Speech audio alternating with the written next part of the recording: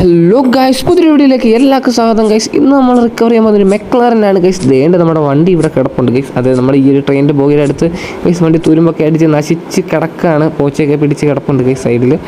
Guys എന്തായാലും കൊള്ളാം, നമ്മൾ ഇന്ന് ഇവനെയാണ് ഗൈസ് റിക്കവർ ചെയ്യാൻ പോകുന്നത്. അതായത് നമ്മുടെ വണ്ടി കണ്ടീഷനൊക്കെ കുറച്ച് മോശമാണ് ഗൈസ്. എന്തായാലും കൊള്ളാം, നമുക്ക് വണ്ടി കയറിയിരിക്കിരുന്ന് നോക്കിയാൽ നമുക്ക് കാര്യങ്ങളൊക്കെ അറിയത്തുള്ളൂ ഗൈസ്.